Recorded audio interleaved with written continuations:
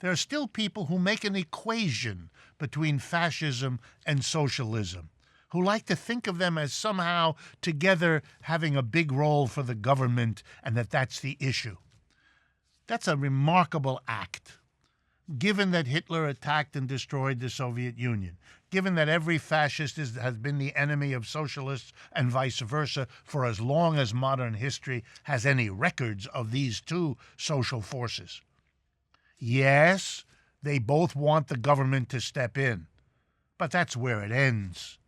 They want the government to step in for radically different reasons on a different project going to a different future. The fascists want the government to come in and reinforce, stabilize private capitalist profits. And the socialists want the government in to help transform society so it isn't capitalist anymore, so that the number one guide to what gets produced, what gets invested in, isn't profits for a few, but social benefits for the many. The socialists are the ones who make fun of the notion that if you do something for private profit, it'll trickle down and help everybody else. No, it doesn't, they point out, which is why the inequality that we have seen in the last 30 years only worsens the inequality that capitalism already had.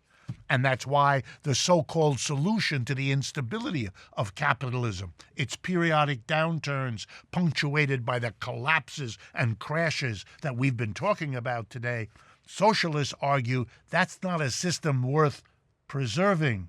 That's not a system that should be fixed up yet again. It is a refrigerator that has broken down so many times that the only logical and sensible response is to get a new one, to go to a different one, not to keep fixing something that works as badly as this one has now done, and repeatedly. Well then, what can we say about this? Well, the first and most important lesson is fascism is the effort by the richest people in the society, sitting on top of the biggest corporations, to save the system that made them rich after it has gone through a crash, like 1929, like 2008. That's what it's about. Save the system. Get rid of the critics of the system, the left, the socialists, the communists, the critics. Shut them up. Put them in jail. Kill them. Get rid of them. And then deregulate, support, subsidize. Use the power of the government to support a broken economic system. And do it all in the name of the nation, of the identity of the nation. Find people to demonize who threaten the nation and then act out a drama of squelching them. In Germany, it was leftists and Jews. In Italy, it was Southerners versus Northerners and Gypsies and Jews.